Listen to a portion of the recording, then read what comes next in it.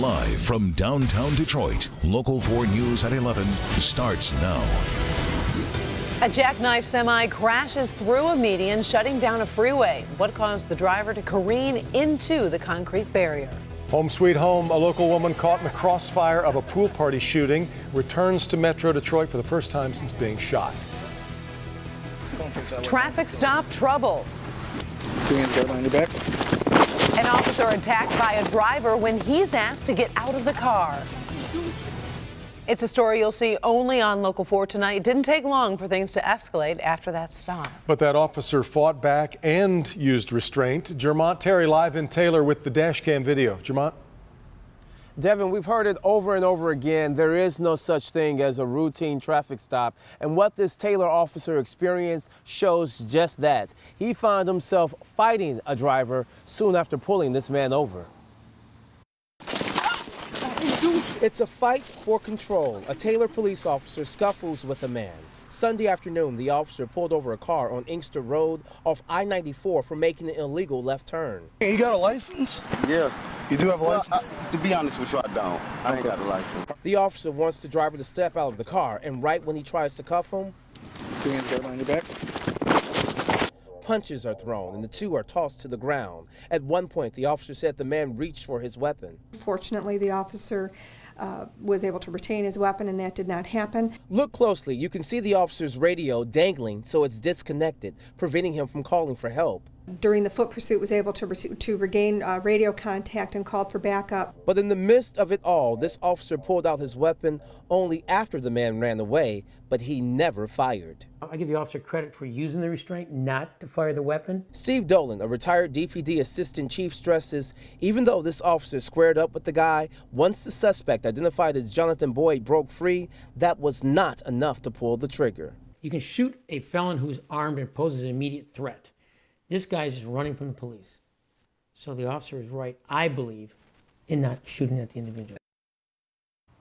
Now, you heard that driver say that he did not have a license, but it turns out he also had 3 felony warrants out of Wisconsin. And tonight he is sitting behind bars, charged with assaulting and resisting an officer, and also has a $10,000 cash bond. Now, we should point out that this Taylor officer had a few bruises, but tonight he is back on the job. Reporting live in Taylor, Jermont Terry, Local 4. That is some good news. The officer is doing okay, Jermont. I also understand a man saw the scuffle and tried to help as well. Yeah, Karen, this is an interesting one. Tonight, Taylor police are trying to find the so-called Good Samaritan. He saw what was going on over there on Inkster Road, tried to help, stayed in a safe distance, but Taylor police would like for that individual to contact them because they really want to thank him for his good service, too. It sure would be nice to track him down. All right, thank you, Jermont.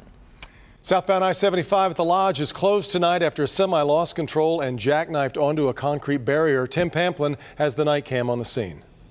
It's been a very busy night on the freeways for Michigan State Police and local police agencies. This was by far the worst scene this evening. This is 75 at the Lodge Freeway. Cars being forced off on a northbound Lodge.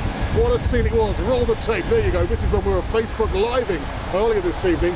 Right up on the scene, just after it happened, a semi-jackknife on southbound 75 just past the Lodge and careened into the median wall, sending debris flying into the northbound lanes. Now, I hear a couple of vehicles were struck. No injuries, but a great deal of property damage. Here we go. This is the driver in his rig getting his paperwork for the officers. The front end of that truck, well, it's going to need some work. There was a hazmat situation here. The fuel tank on that semi ruptured, sending diesel fuel into the sewers. Detroit Fire and Water Department are aware of that. Michigan State Police tell me the freeway should be open here in just a few minutes. That is the scene along I-75 tonight. With the night cam, Tim Pamplin, Local 4. All right, thank you, Tim. And as you saw, those roads were rain-slicked, and we really did not get much of a break tonight from that wet weather. No, and even if we did, those gaps are starting to fill in tonight, and it looks like it's going to be that way for tomorrow morning's commute, too. So give yourself some extra time tomorrow morning. Here comes our next wave. They've all been coming out of the southeast over the east side lakes, and you can see that next batch is just now starting to move onto the east side. We've skipped out on some of the rough stuff. Thunderstorms with, you see all the lightning strikes down there. Aaron. That's in northern Ohio. Those will stay to our south, but the core of the low is going to keep dragging itself across at least the northern Ohio Valley. So we're expecting these rain showers to continue overnight and into tomorrow morning's commute. They will start to taper a bit in the afternoon, but as that low pulls away, we're still going to get some east side stuff as we get into the afternoon and evening hours tomorrow. So as we start out tomorrow, we will see those temperatures moving into the 60s, and we will be getting most of that rain for the first half of the day. We'll talk more about how this plays into your holiday weekend coming up. All right, thank you, Ben. Health inspectors stopped by 2 stores today after video of raw meat being delivered in a shopping cart went viral. We first brought you this video last night showing you the meat in the cart outside an unrefrigerated van at Warren Food Market. The delivery came from a meat market in Garden City. Sources tell Local 4 the meat came from an unlicensed facility. So far, no action has been taken against either the store or the meat supply house, but the investigation goes on. The fire that killed 2 people inside a group home on Detroit's east side may have been set on purpose. The flames broke out overnight. Some people had to jump out of windows to get to safety. The bodies of a 59-year-old woman and a 60-year-old man were found on the 2nd floor. Since 6, we have learned a woman has been arrested in connection with the concert bombing in Manchester, England. She's now the 7th person taken into custody. The others include the suspected suicide bomber's brothers and father. Investigators believe the bomber and at least 1 brother were part of a terror network. 22 people were killed in that explosion at the end of an Ariana Grande concert Monday night. A local woman at a California pool party was one of 7 people shot when a man distraught over a relationship randomly started shooting at people. Tonight, Sharni James, though, well enough to come home to Metro Detroit, and Mara McDonald live tonight at Metro Airport, where she arrived this evening. Mara? Good evening to you, Devin, and I guess I can bet what Sharni's doing right now. She's at home, enjoying some of her grandmother's cooking, who has been working hard on a meal with turkey, dressing, greens, and the whole thing since about 6 a.m. Let me take you through it.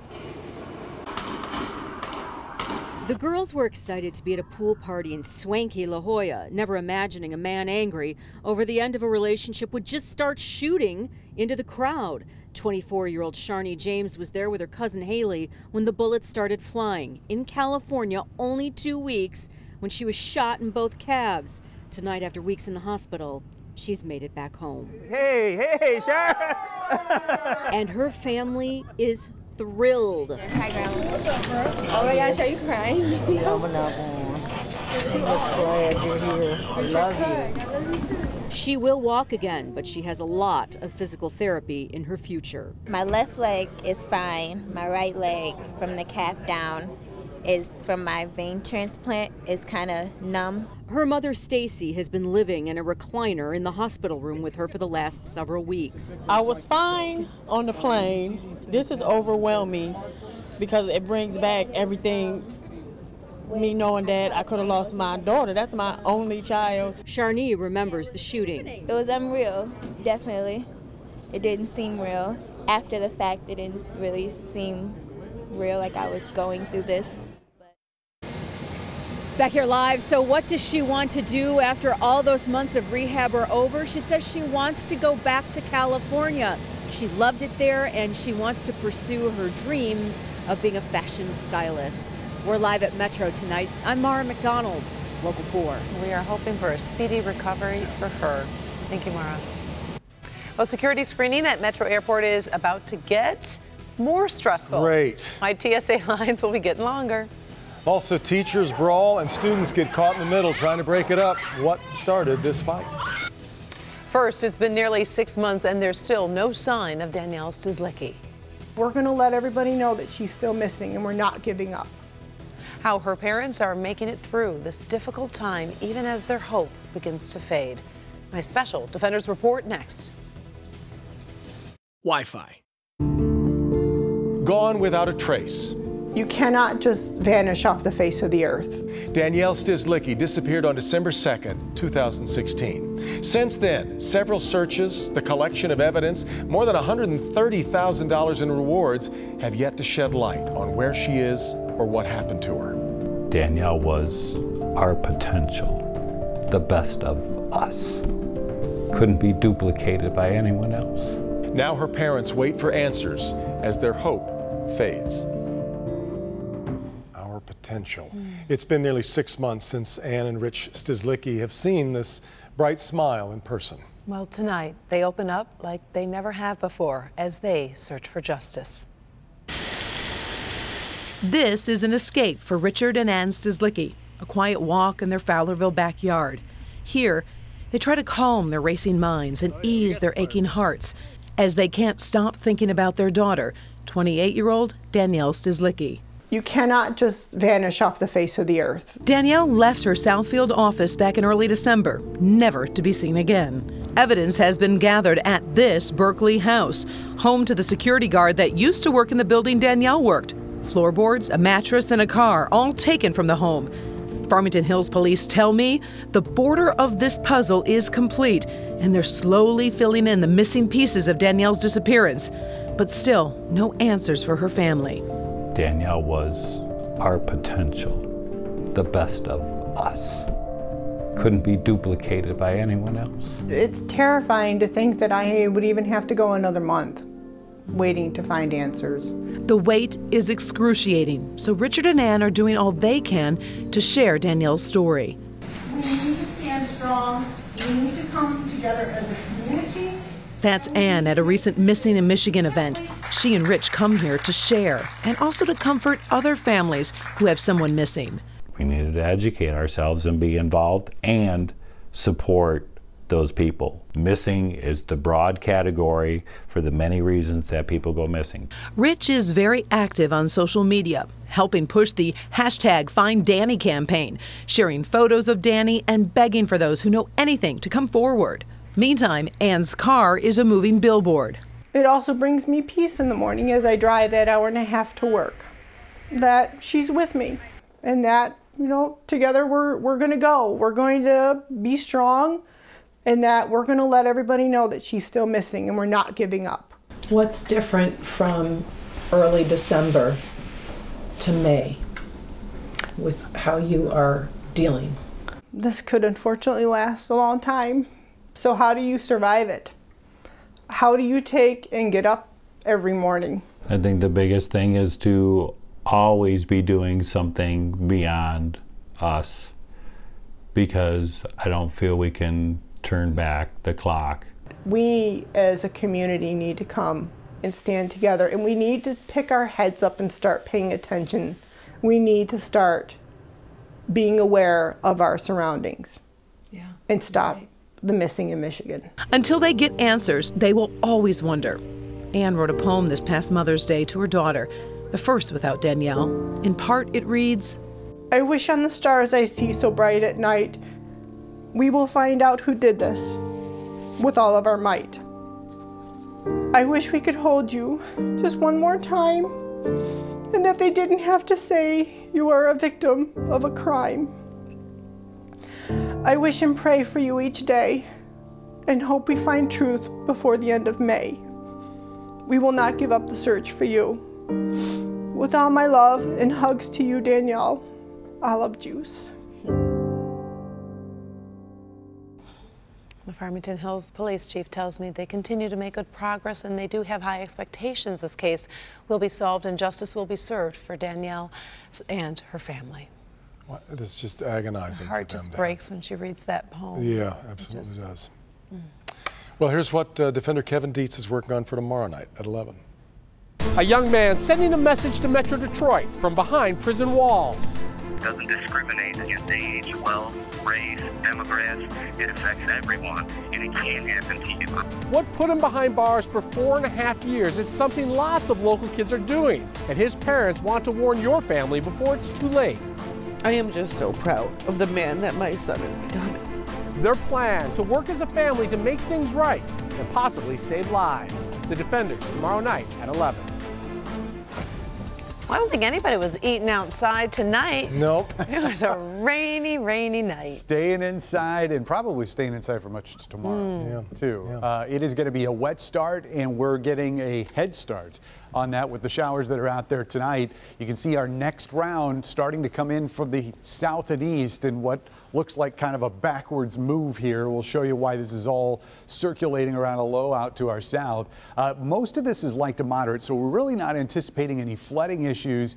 It's just going to be a nuisance as we get through the next couple days and really having our biggest impact on tomorrow morning's commute. Current temperatures outside upper 50s to around 60 degrees. Those numbers not going to move much tomorrow. We're only going to the 60s, mid 60s for highs, which is below average. And here you can see the big picture. You see this large swirl, and that's why it looks like things are moving backwards. Everything's circulating around this upper low, which right now is down here in the Ohio Valley. So it is moving more of an east to west fashion rather than west-east, which is usually what we see with systems across this part of the 48. So here's the timing on it tonight. We will be seeing a couple waves of those showers move through, and the last of it's going to be sort of pivoting around that low as we get into the evening hours. So by this time tomorrow night, we're going to be dry, and at least we're going to go into the holiday weekend with dry conditions. Friday, if we see anything, it's going to be an overnight sprinkle, but that looks like it's drying up. Saturday looks like it's dry. Cannot say the same for Sunday and Monday, however, and we'll get to that in a second. Here's your 4-zone forecast. Here are the rainfall totals. We've pared these down a little bit because it's going to be pretty much light to moderate rain, even though it's going to be persistent. There may be a couple spots, isolated spots that pick up an inch, but it looks like most of us are going to stay under that number, anywhere from about half an inch to close to 1 inch in our metro zone. South zone numbers are going to be generally about a half an inch, maybe slightly lower down here to the south. Looks like most of that rain should be falling right across the central portion of the area, and especially on the east side. Lower numbers out in our west zone, about 1/3 of an inch or so. And in our north zone, again, could be a couple locations that sort of kiss the 1 inch mark, but most of us are going to be under that. And the further north you get, those numbers should slacken off a bit. Overnight lows, mid 50s tonight. Going to be periods of rain that are going to last into tomorrow. And it's really going to be about 2/3 of the day that we're going to be wet, starting to dry out. At least we'll see more dry spots once we get into the second half of the day, but still going to be some showers around at least through sunset. Temperatures ramping back up into the 70s. Saturday really looks like the pick day of the stretch. So if you've got outdoor activities and you can schedule them for Saturday, that's the one. Huh? Maybe an outdoor dinner, maybe a picnic, maybe gardening. Saturday. I'm going to try that. There you go. Why are you laughing that I say I'm going to try gardening? Bring us pictures. That's all I want. I would like. I love it. We have talked a lot about gardening. I garden. I just don't keep watering, but I do get them in the ground. Okay. Mother Nature's taking care of it. Right now, it's perfect. Yeah. Thanks, Ben. Well, it seems to come out of nowhere. What caused that truck to dart into traffic, slamming into a car? Also, change coming to the security checkpoints at Detroit Metro Airport. Why getting to your gate for a flight might take even longer.